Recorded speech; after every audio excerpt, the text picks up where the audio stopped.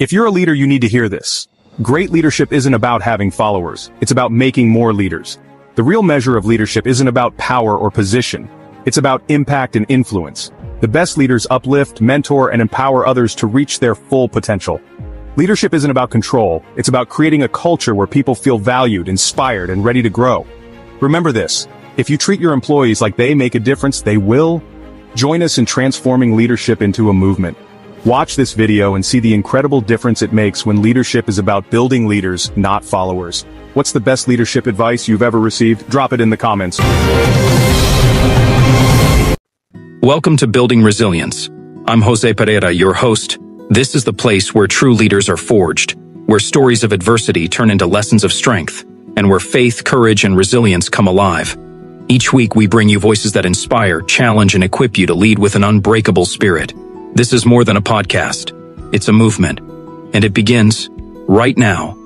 Welcome, everybody, to the Building Resilient podcast. I'm your host, Jose Pereira, and today I have a very special guest with me. This show is to showcase people that have gone through some adverse situation in their life, but today they thrive. And this person that I have here is exactly about that. So, Brigitte Cutshall, she is an incredible person. And let me tell how I met her, because she has a podcast and we're going to talk about it. And I was a guest like 1 year ago, Brigitte? About a year ago, yes. Well, by the way, let me tell you that your podcast, when I put it in my YouTube channel, it went viral. It has like 2,000 views. So, wow. Yeah. So the people enjoyed it. So Brigitte is a remarkable guest because she is a survivor. She doesn't like to be seen as a survivor, but she's a true survivor because she had 2 times breast cancer and has also a rare benign brain tumor. Wow. When I heard that, I said, wow, let's talk about it a little bit. and she's a powerful advocate for the health, the resilience, and the creative purpose. But she is a communicator because she's the founder and the president of Gemini Media, and she's the host of her show that is called Real Things Living. That's where I was with her. And it's an incredible podcast, The Real Thing Living. And by the way, she also is an author of 5 books. I have several of them here. One of them is The Real Things, Expecting the Good, and Mood for You. You can talk about the other 2 that I don't have here. Okay. And her message is very simple. You can survive, but at the same time, you can thrive. So without no further ado, I'm going to give the mic to Brigitte so she can talk a little bit about her. About the thriving aspect, I learned that if you focus too much on surviving something, that just kind of, I see it as pulls you down. It doesn't help you move forward. Mm-hmm. It slows you down, and you want to, while you're still here, time is short. We're only that's kind of what I learned about all that. And I think my curiosity has a lot to do with why I'm still here. A lot of people talk a lot about creativity, how I'm supported, but curiosity is also important with creativity. And I think because of my curiosity, I asked a lot of questions because I'm one of those people the doctors called a zebra among horses because I do everything right, yet I still got cancer. And so I'm like, rather than just seeking treatment, Jose, I'm like, what is causing this? Why did this happen? And that's something that as a child, I was always curious, right? I think we need to respect that with people. And it's not being negative when you're asking too many, you're just you're not judging. But that's what it is. I asked certain doctors, the certain questions. They're like, oh, I didn't, they were like, they didn't think of that. And then I did work with doctors who were researchers, which meant they were curious. And for me, it was unexpected when the first breast cancer came. It was my OBGYN. I was around 40 or 41. I don't know, when they started recommending mammograms. And so you need to have like a baseline. And that's when I did that. And then a few years later, I went back, and that's when I noticed something different, right? And my OBGYN recommended that because she has dealt with breast cancer personally. She had like stage 3. Wow. So I trusted her. And again, it just weird things kept popping up. It was treated, but then um, I think the breast cancer oncologist I met with, he was curious too, and my hormones weren't level, which is what causes, breast cancer. People don't realize there's like 36 different ways that can cause it. That's why it's hard to treat. And it turned out he did recommended an MRI for my brain for the pituitary, which controls your hormones. And Mm. he wanted to see if I had a brain tumor there. And that's when we discovered a bigger brain tumor in the back of my head, Wow. which was growing slowly. So my body accommodated to it. So But so you were feeling something at the time? I was a little, I don't know, like tired and a little dizzy sometimes, right? And that's what it was. But then my hormones weren't normalized from after the first breast cancer. They were giving me medicine, Jose, and all it made me do was made me hyper too, which I didn't need that. I'm already naturally a high energy person. So anyway, that's what it was. It was just I just had some pain too, my weird pain in my body. And one of the doctors just wanted to prescribe me pain medication. I said, no. Why am I in pain? Right? And so they did x-rays, and it ended up for my body, nothing was there, Jose. Wow. Nothing abnormal. So it was the MRI discovered all this stuff. And I had to meet with it's a rare brain tumor, and it's called a vestibular schwannoma, which grows on your vestibular nerve, which is your balance nerve. That's kind of why, I was like, oh, You feel this. like a little bit, like, do I have vertigo? And I did it, and I didn't. But it was the doctors that I met with like six specialists, and they were like, because it's so rare. And so we ended up going to uh, Northwestern University Hospital up in Chicago. They found this doctor who specialized to get his opinion. I was getting all these opinions, right? One doctor wanted to just drill in my head and remove it. And I was there at that appointment by myself. So I didn't hear half of what I'm saying. That's a mistake. Don't go to these doctor's appointments by yourself because you're not going to, when you hear surgery on your brain, you just tune out. Okay. Surgery So, on the brain looks like something terrible. Huh? and so it ended up being, we treated it, we found the right treatment because it was new technology at the time, because surgery would have put me at high risk for paralysis. Okay. Because you had to go dig, it was deep, and it was So pushed. you didn't have surgery, it was No, natural? Oh, wow. we did what was called cyberknife, which is new technology. It was super targeted radiation on that. And it was, we did it in increments of, I think it was like 30 to 40 minutes a day, 3 days in a row. Whereas the other type would have been, which is called the gamma knife, which is, I would have been in like a brace in my head for like 3 hours straight. And that gave me massive anxiety just And thinking about. what they do? They dissolve it? Yeah, they made it die. They killed it. How's that? Wow. And what you were feeling at the time? Well, it made me dizzier because it did cause some inflammation, but it did shrink it. But then my hormones were still not normal. What it was doing, it had put pressure on my pituitary, which is, like I said, it had a tiny, so that still wasn't normalized and that's how my breast cancer came back more aggressive. Wow. And this was all in my 40s. Okay, it started, and so, because again, I'm the one that discovered, you're more in tune to your body. So what happened was I had to have, oh gosh, that's another thing. The brain tumor scared me more than the breast cancer because it's rare and they didn't know what to do with it. We got that tamed. Is that the right word? We tamed it. And then the breast cancer came back, but had nothing to do with that. It was something else. Yeah, So what was two different things happening at the same yeah, time? what was going on? And so again, I was being curious and I ended up doing lots more research. But in the middle of all that, was being really careful about researching on what I could eat, what would help me feel a little bit better and help my immune system be stronger. And what we had to end up doing is because the breast cancer came back aggressive, I decided to just have a double mastectomy, and I did it on my 49th birthday because I thought this is a new start to life. People think I'm crazy, but you know what?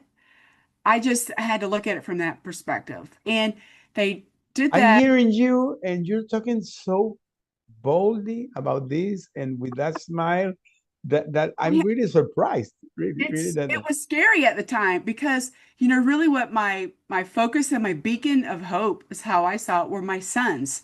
I'm like, I need to be there for them because they were young, going watching their mom go through this, right? And so that worried them. And I think because of that, working with research doctors and being curious is how we found a way to get through this. And I took the breast cancer stuff. I said bye. That's why I said bye to those things so they won't come back. And what ended up normalizing my hormones, Jose, was my OBGYN. Again, she recommended the Tdap booster shot. That is what normalized everything. And it definitely killed the other brain tumor totally because they're repurposing these vaccines for brain tumors. And at the time I was open to that. My God, you So, kind so of you were literally like a guinea pig for this experimental I medicine, was kind correct? of in a way, and like it wasn't. I'm like, because it wouldn't. I just the risk of the brain tumor coming back was high. Okay, if I couldn't normalize everything, and that's when I said, last time I had a tetanus booster shot, I was a kid, Jose. Okay, and I had it. It's been 10 years now, so I'll get another one because they're supposed to do it anyway. That's what normalized more hormones on my pituitary. Everything's been normal for 10 years now. Isn't that funny? The brain tumor's been stayed shrunk. During these last 10 years, you have been, of course, every year Yes. maybe, and everything has been fine. So I still get my check. sh- Well, I didn't mention this before. I had melanoma a year after the last breast cancer because I chose chemotherapy because my breast cancer I mentioned came back very aggressive. So but I've been fine.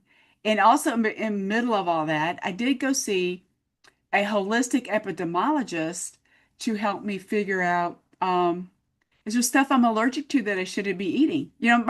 And it was I shouldn't be eating dairy.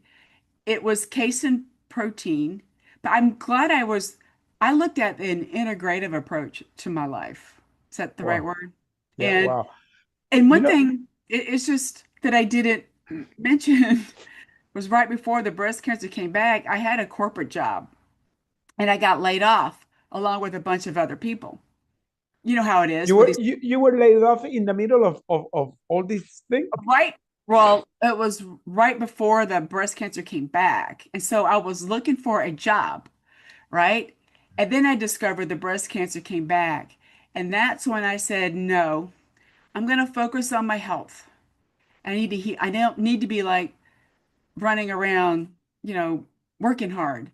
And so what helped me going through the last breast cancer is I started Gemini Media with Okay. my clients. I told them what was going on that know me, and they're like, they gave me some confidence. They said, Bridget, why don't you help us with what you know on some projects? That boosted again.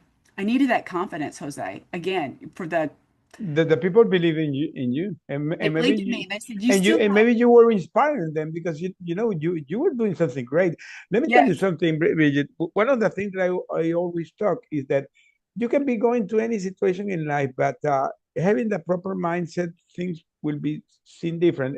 And I truly believe that you're that type of person, that you are right, having the proper mindset because you're describing this in a way that somebody that's hearing this can be surprised because you know somebody can go crazy having that a brain tumor, two breast cancer, being laid off, and thinking to be healthy because their kids This is incredible. So talk a little about how was your mindset during all that process to the audience.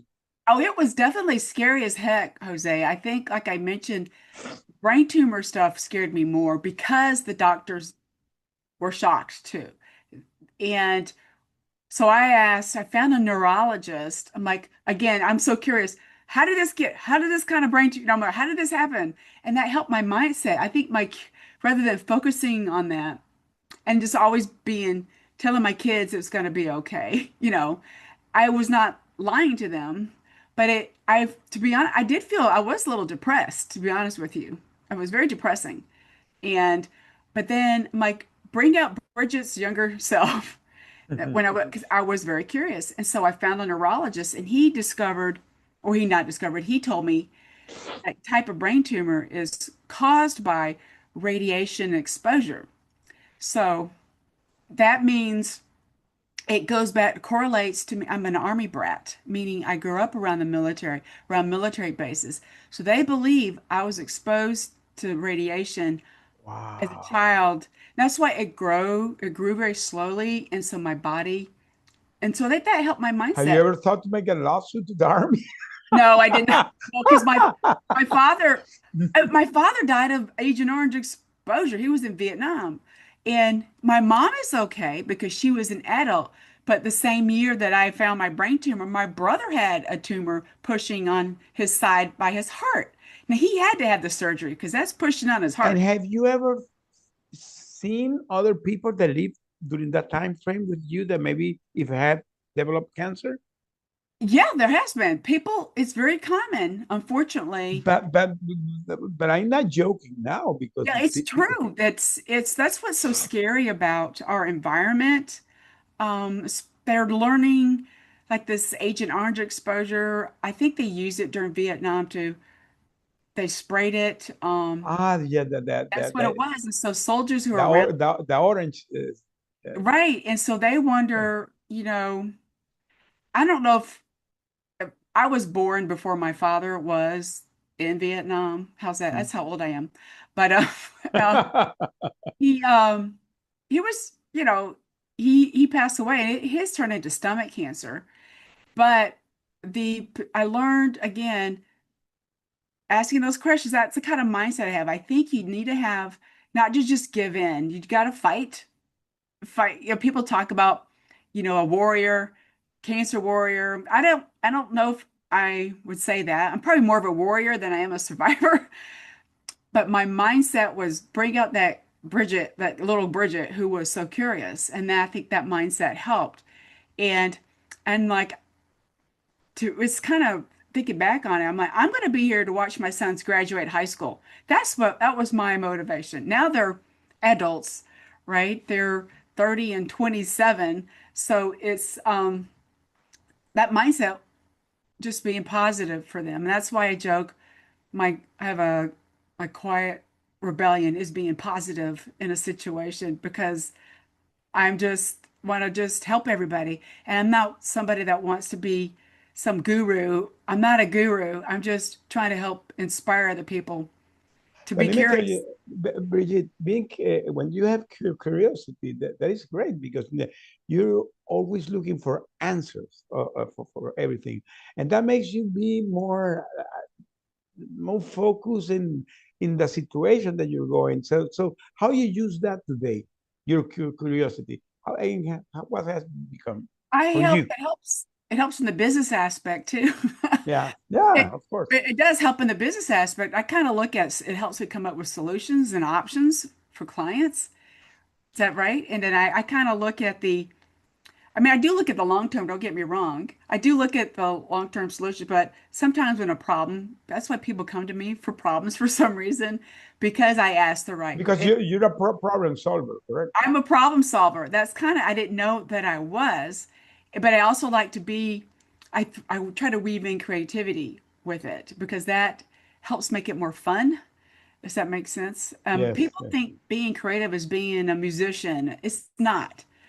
It's not. It's about finding new ways to do something. Let me tell you that the curiosity in business and in any leadership position today is a superpower. Yes. It's a superpower. I always talk about the adaptability, that those leaders that have the capacity to be adaptive are those leaders that are going to success. And at the end, those leaders that have that curiosity are the guys that are going to be more adaptive because they will try to look for solutions. And today world, that things are going so crazy. If you're in a leadership position, you need to have that mindset that to be adaptive because those leaders that are square, that always are thinking, in a solution. Those are the guys that are, unfortunately, the companies in this environment that today they will not succeed. But Improve. if you're the person, I so was going talk to about it. That's Another all. thing, I think it had to do with my military brat upbringing. I was used to change. It was normal for me. So I learned to how to adapt. I think that's where it helped my mindset develop that way. And I think you're right. People who are just stay stuck, they're gonna literally get stuck because they're not looking to get out of that. And change seems to be, I mean, it's normal, but it seems to be accelerating. I hear people complain a lot about how it's happening. Technology is accelerating it, but we have to use it and be curious and use it. You don't blow it away because it's not going away. It's not. It's going to be there forever. So you have to embrace it. You're saying something that several things that really related to me. The first thing is that you're talking about being adapted because you come from the military background, right? And I come from the oil and gas background. And I always say that there are two industries that are very similar in the way they work. It's the military in the oil and gas. Really? Yeah. Both of them have their hierarchy. There's the sense of authority and the change that because for example in my case I had when I was active I moved like in 20 places and my son that he also has been in the oil and gas he has moved like in 11 places. So the other day I was talking with him and my grandson has 8 year one and the other has 12 and they have lived in 5 countries. Wow. So with 12 years, they have lived in 5 countries. When these guys grow up, they're gonna have the mindset because they I think they it's had to be adaptive. So this is something that maybe to you becomes natural, and that at the end becomes to be a superpower. It is. I like that point. I think some people who don't aren't open to it. They're stuck in a bubble. I call it a bubble, right? You can't grow if you want to grow. I mean, it's okay if you don't want to grow, but I think you're going to thrive. I go back to the word thriving. Mhm. You're all that traveling was adventurous for me. That's kind of how I saw it. Like, oh, you learn. And one of the things I did learn, Jose, I did not want to marry a man that was in the military because I saw the negative side of it, what it did to marriages. Okay. Yeah, yeah. And my husband was in the military. I married him after he got out of the military. So, but it's kind of funny, but I saw his personality. I'm like, that's the kind of guy I want.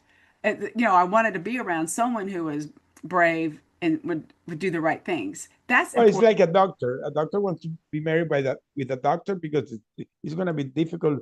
Two persons that are not in the medicine, so that makes sense what you're saying. Yes. Let's talk about a little bit about resilience and the health advocacy. That I know that today you are in that area. Tell me about Resilience. the resilience and the health advocacy that you Uh, are. yeah. I speak up about health advocacy because I'm one of those people who are thriving after dealing with all this. Mhm. My 40s were hard as hell, excuse me, because I was raising boys with my husband and had all these health issues.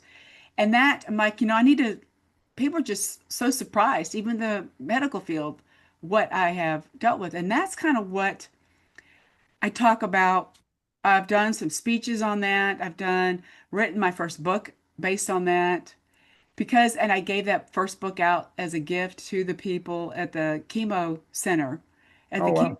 because I wanted them like you got this. You need, So it's you not wrote easy. the book during the process that you were having the chemo in It that was, moment. yeah, what it was my blog post that I did. And my sons are the one that convinced me. I got advice from them. Okay. And that younger generation, they're like, Mom, you're a really good writer. And like, really? And so then I started blogging. That's what it was. And then I had a theme to all these posts. And then with after the cancer was completed, I decided to put it together as a book. And I added images to it to make it more, not just a bunch of words, but the images conveyed there's a correlation with the words. And I was able to present it at, I also, Jose, I didn't mention, during all that, I studied nutrition too, okay? That Okay. helps me to understand that after that doctor discovered that I was allergic to casein protein, which is the chunk in cottage cheese, um, I want to understand, again, my curiosity, I wanted to understand it more. And I took an online class for like a year understanding all this. And then when it was done, they invited me to New York and I presented my new book at the Lincoln Jazz Center Wow. because so that maybe again, and then I was bald, by the way, because it was after chemo, but that's okay. I embraced it being, I did have some, a friend of mine had a knitting group that made me some nice knitting hats, right? Okay. I tried a wig and I thought, no, that's not Bridget. So you want to be authentic. And so I had the being bald and have little hats Yeah. on my head. And then I had a little tiny, they said my hair can come back curly and it did. It had a little afro for a while, but I embraced it. And that was like, look, I went through all this stuff. And that's what I try to be a good, you want to set the path for others, right? Being a role model, right? Yeah. Yeah. That's kind of Well, where it came from because all these doctors and nurses, they were just impressed because and like the second book, what was about? What was the the name of the book? second one is called Expecting the Good, and that Okay. was after my stepfather died. He died 2 years after I had the cancer stuff. He was the role model, the father figure that I needed because he was my mom's third husband and the military guy. He went to West Point. He was special forces. He was a military attaché, and he worked for oil and field stuff as a consultant later because he spoke French and Arab. He was a tough badass, excuse me, but he taught me to expect the good in a situation. So I think he was a good role model. And that's when he passed away. I'm like, I learned all these stories from all his cadet friends from West Point and all the guys that he worked with. Such positive, funny stories. And that's why he made such an impact on the world, not just his family, and that's what prompted me to write that story. It was about how he helped focused on the family, help he was the glue for our family to help my mom get her excuse me, I was going to curse, her stuff together because she had to deal with those two previous marriages, two guys from the Vietnam War were PTSD, that's what I'm saying when I saw what my mom dealt with. But Wow. he he inspired me. Helped me get he helped with that mindset, by the way, Jose. The first thing I did when I graduated high school, I lived with my other dad. I moved in with my mom and my stepfather, John Luke, that I wrote the book about. He bought me a car. I was poor. I didn't have any, he taught me how to drive a stick shift. So he said, that's what you need to do. So you could drive it. I'm like, okay, I never thought about that. So then I could drive any kind of vehicle, that's just how he was. And then he also talked to me, it's too much information, but he knew I was gonna be around all these men. He's like, Bridget, what to look for when guys are not giving, the signals that they're gonna do the wrong thing with you. And that's kind of what I'm like. I felt like I was having a sex education class with him, but he knew this man was 6'4". He knew how, you know, I was going to be in college and near the military base. I did get a job part-time on the military, so he knew I was going to be around all this stuff. And so at the time I was like, what? But I appreciate that. He told me to look for certain red flags. Now, kinda- he is Did you he saw the red flags in your husband? and that, but he loved my husband and my stepfather got along. He knew he was a good person. And Okay. the story about meeting my husband is hilarious too. But he met me right away and he knew I was the one. But I didn't stay very long at this party because, it was a party. And I went to this party with, because some other guy was going to be there. I like this other guy, that kind of thing. And that's just, I didn't stay very long because I wasn't a partier, Jose. So, but that's how I met my future husband. And he reached out to me a couple weeks But later. your stepfather was vetting your fiancé, so He, he he was. liked him. He vetted him. And then I had to meet my older brother. My older brother checked off on it too. Because my older brother, I had these protectors. I didn't realize that. My older brother, they, so nobody asked me. I didn't party much because I'm just kidding. But that's not my personality. I like to have fun, but I don't drink. That's just how I'm Yeah. wired, I guess. Sorry. And tell me something. What small recommendation you give to anybody that's hearing this about how they can develop resilience in their life? Because you're a master in that. Well, what would be your recommendation? Well, take small steps. You need to look at some people try to do these massive changes, and I think we aren't born with resilience. We aren't. We get knocked down, and you have to lift yourself up one step at a time and to find a way forward based. Everybody's situation is different. Yours was really scary what happened to you, right? But you found the right mindset. I think one way to do it, some people don't agree with it, but you can write notes down. And then some people can just to yourself think you remember what that was. I highly recommend what helps me to get up and move and go outside because we get too stuck inside. I mean, I'm very fortunate in the area that I live in. We have beautiful trees, you know what I'm saying? That's important. Nature is important. You go outside, take a breath. Yeah? Yeah, you can breathe. And some people like looking at the ocean, whatever. I like looking at trees. You got to find what makes you feel good. It calms you down. That kind of helps you build your resilience. You need to calm down a little bit. Is that right? And then depending on the level of stress or what's causing things, some people reach out and have a counselor. You could do that. You can go attend, church. It just depends what makes you connect with other people. And that's another thing, I guess, don't isolate yourself. Well, that is exactly what I was thinking. That Yeah, one of the big mistakes that people do is they do things alone.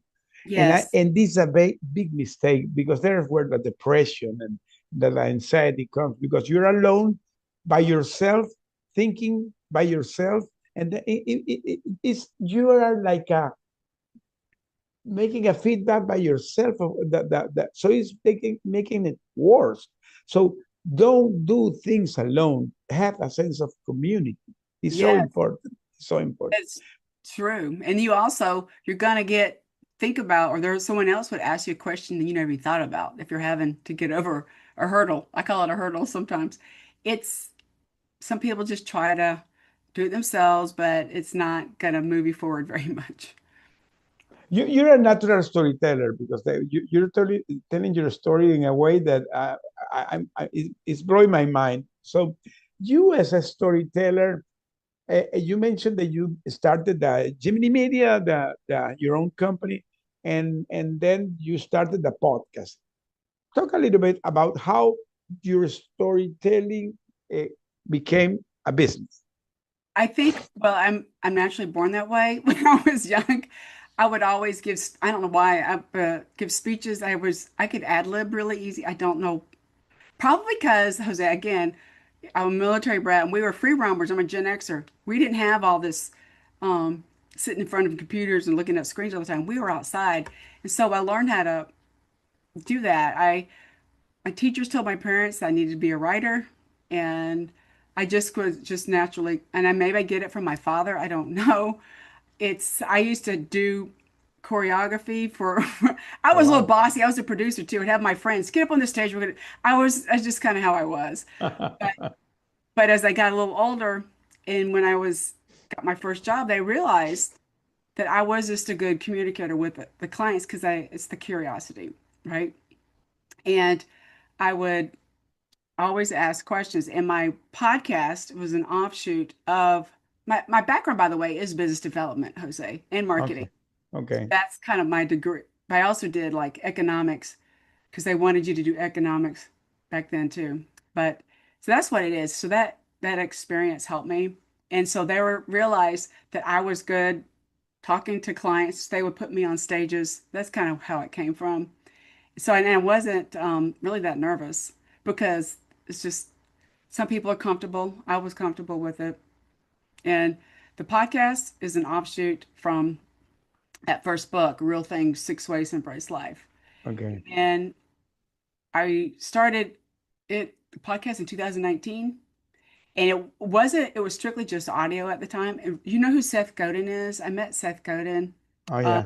I became, I should say, friends with him. And he is one of those people that kind of helped me get through all this stuff because I joined his community as a beta group, all MBA, how he was like, how education needs to change. And I was going through that at the same time, right after I did the Lincoln Jazz Center presentation with my book. And he was one of those people that helped me. Um, I mean, he remembers me. He sees me, asks me how I'm doing, how I'm feeling. Isn't that amazing? That's why he's a good leader. Anyway, so I'm like, okay. He's like, Bridget, you should do a podcast. I'm like, what the heck is a podcast? I didn't know what that was because I'm so involved with material being like books and things like that. And audio is real important now. And so that's kind of how he told me it doesn't have to be perfect. So I've learned along the way. But And you have already 6 years with the podcast. yeah, and I started doing the videos, I think during COVID because people were so wanting to see faces rather than listening. Mhm. And that's when I started sharing the videos on YouTube. Another friend I met through Seth, where they had me create a YouTube channel back then too. They're like, Bridget, you're so good talker. I'm like, I didn't see, I took that for granted. I held myself back, Jose, for a lot of years because you just overanalyze yourself. And that's why the community will help you. They'll give you that confidence you needed. And it has helped. I like talking, obviously, but the Real Things Living was originally just talking to people who've dealt with cancer and things like that. But then I thought during COVID, I'm like, everybody's got issues, Mhm. everybody. So we try to go talk about the resilience in a way similar to what you do. And I've even had some unexpected guests, like professional athletes. Can you imagine that the stress those kind of people go through, right? And that's another thing that goes back. I focus on being authentic, being yourself. I did not want to be, even though I'm good on a stage, I didn't want to be making a living off of that, Jose, because that adds unnecessary, in my opinion, stress. You know what I'm saying? Like an actress, So because you have not become a public speaker I have done some. Maybe I should do more, but Mhm. I think in my mindset I was looking at it as an actress. You know what I'm saying? Um, Yeah. But I did do, by the way, I did a TED speech back in earlier this year, Oh wow. Okay. which was hard to do, but Oh. meaning it took lots of attempts, but I had to find the right theme for my topic. You have to, each organizer usually has a theme.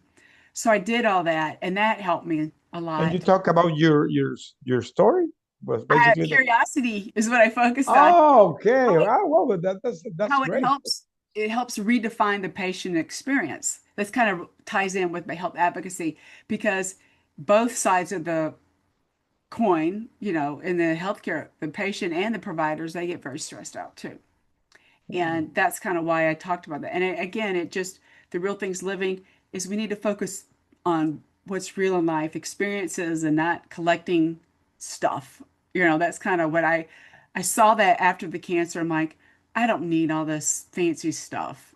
And that's kind of where the mindset of I'm still here, I'm going to thrive. And when you have to pay for fancy cars, you got to keep making money and you're going to find, you know what I'm saying? Of course, of course. Let me tell you something because you're saying something that is very key because you started your podcast only to cancer survivor, but at some point you discovered that there were people having a lot of issues, Right. and that's so true. In your podcast, because I was a guest of you. Then, by the way, how we did that?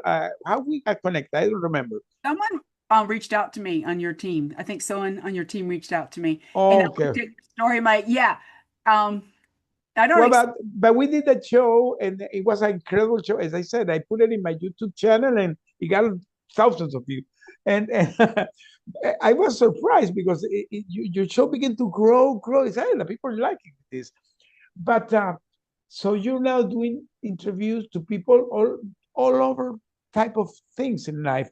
What is the story that comes to your mind that really has touched you during these 6 years? I've had so many great conversations. The one that stuck with me a lot was Chuck and Hannah Keels, that they both went through stage 4 cancer.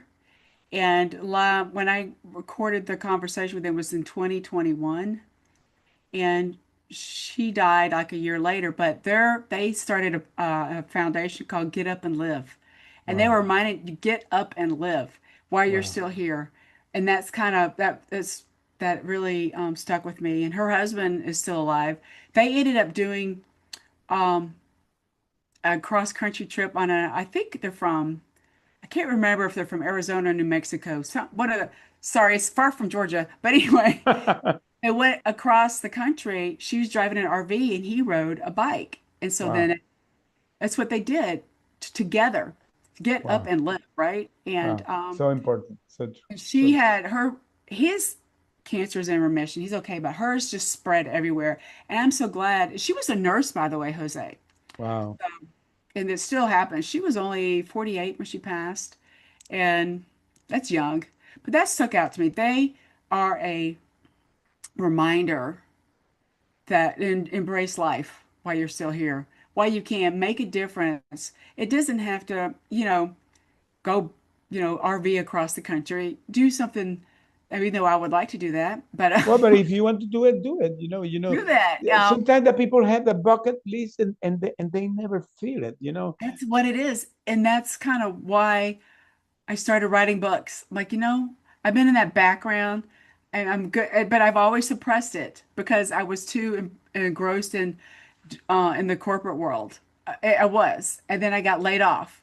And then but speaking to Hannah and Chuck, they are just a beautiful couple.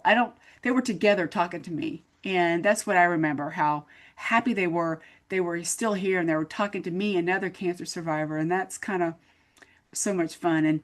And then I've, like I said, talked to so many people, but that one reminded me for anybody, even if you've never had cancer, get up and live, right?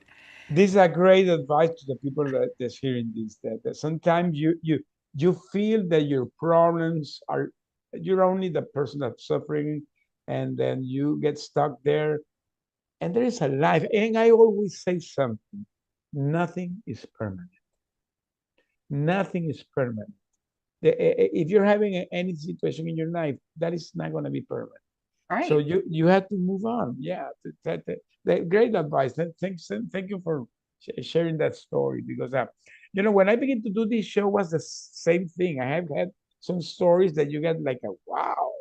The people have gone through incredible things in life and they're doing whatever they're doing today. So if you're hearing this and you're having any hard time in life, you have here a cancer survivor that went through a lot of things and looks how she's smiling. I just it just makes smile. Smiling just adds that good hormone. I forgot what it's called. It does. It naturally does that for Yeah, you. yeah, yeah. No, great for you. Great for you. Really, I applaud your act because that is the right act. So, well, we're almost coming to the end. So I'm gonna make you 5 quick questions that normally I do to my guests. Okay. So let's begin with this. Whatever comes to your mind. What's the one choice you will make today to nurture your resilience? Today, what I'll do, Today, I'm gonna today. make sure after this call, I'm gonna go walk my dogs in the woods. Okay, that's great. Oh wow, I love to go in the I woods. love Well, dogs. I don't have woods nearby, but I have dogs. Right, I live near a lake, so on purpose. Okay, great. What unexpected strength are you discovering in your journey right now? I discovered that I lift people up. I didn't know that. right? They come to me because they want to feel a little bit better because my positive perspective is that quiet rebellion. Wow, great, great. And who is the person in your life that had helped you most turning your survivor in your purpose? My husband, my husband Carl, he is the one that he supported me. He really did. And he tolerates me. I'm just kidding. That is enough. Yeah. In my case, it's my wife, of course. Which small daily habit, like walking or journaling, energizes you most? Well, I believe you already said it. It's the dogs. I because dogs remind you to be in the moment, right? That's really what it is. They are there to help us humans. I think that's how there's a documentary called Inside the Mind of a Dog on Netflix. I recommend that. I had two pugs in the morning. I woke up like around 5 a.m. I do a morning praise and I take them out, to to to the yard. And look at these guys going around. It really makes me joyful. Right. I really, really enjoy it. So walking dog is great. Yeah. Yeah. Last question. Where do you hope your message of thriving will take the next personally or professionally? What is your purpose on that? My purpose is to remind people they have value. You still have value. It doesn't matter your background. That's kind of what it is. A lot of people, I think, with social media, they feel bad about themselves, and that's kind of why I'm being authentic and sharing these kind of stories. Is I use everybody has value in some shape or form, and you are loved no matter what. Yeah. And you said something really important, social media. Social media is important. I'm not going to say that because everybody today is on social media. But sometimes you see people in social media that they have like a perfect life. And it's not true. So you try to be, at least I try to do it. I try to be authentic. That Yes, whatever I'm doing, do authentic. Even sometimes my kids they say, "Hey, Dad, you should not be showing your kids and your grandson that." That's my life. This is me. If I go to a beach correct. with them, I want to enjoy it because I want to show who really I am, Yes. not somebody that I'm not. So that was a great answer.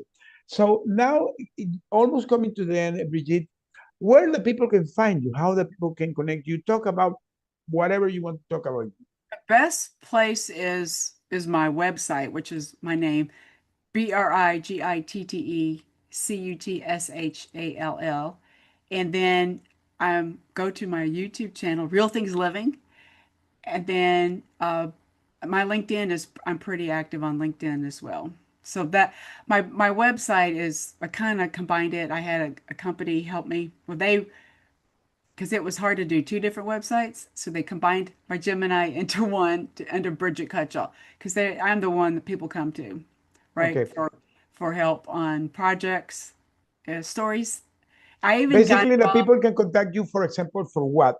If I'm Um, hearing this and I want to, hey, I love what she does. What can you offer to them? what I offer them is I help with writing and editing and things like and their story. I'm getting involved a little bit occasionally in short films.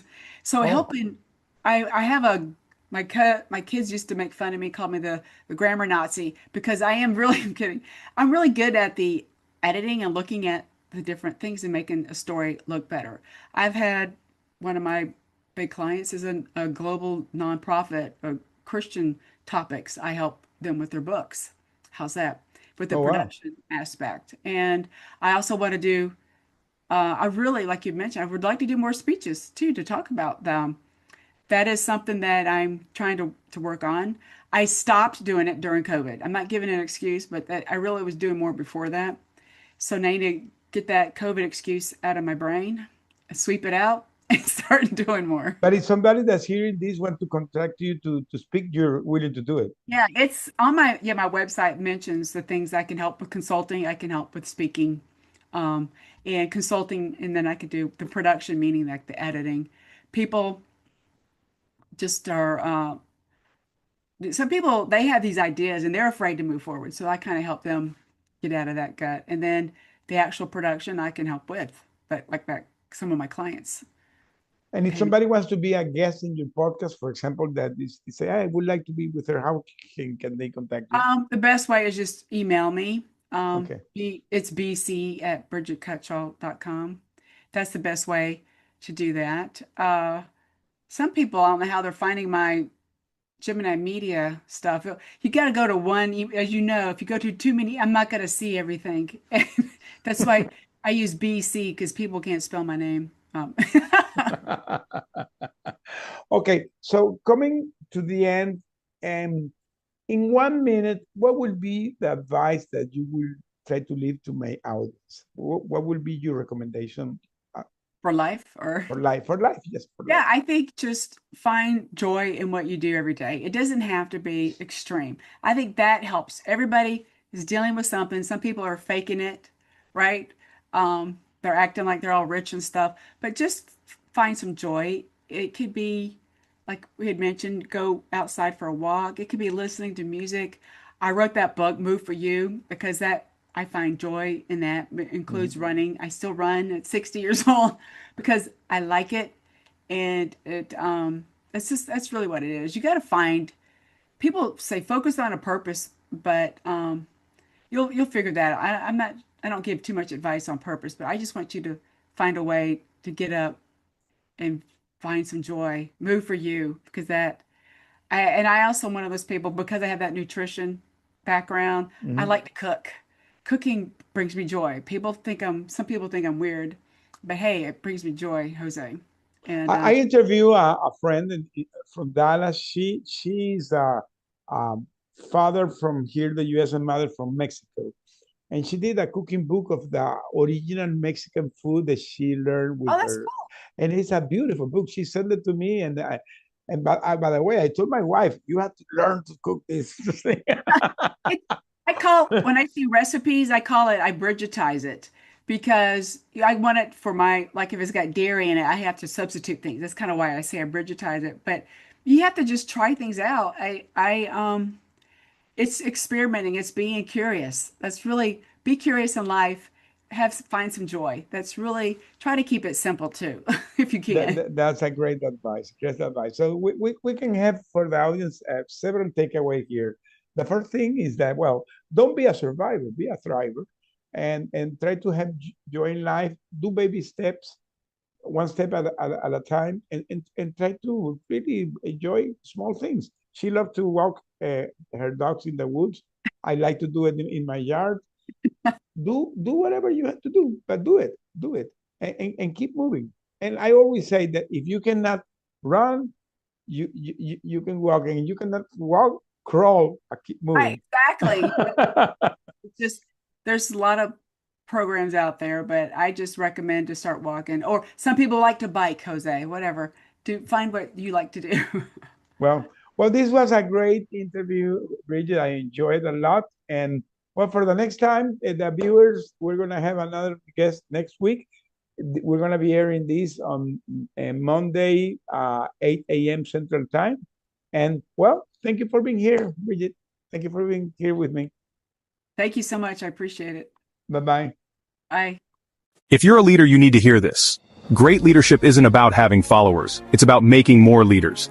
The real measure of leadership isn't about power or position. It's about impact and influence. The best leaders uplift, mentor, and empower others to reach their full potential. Leadership isn't about control. It's about creating a culture where people feel valued, inspired, and ready to grow. Remember this: if you treat your employees like they make a difference, they will. Join us in transforming leadership into a movement. Watch this video and see the incredible difference it makes when leadership is about building leaders, not followers. What's the best leadership advice you've ever received? Drop it in the comments.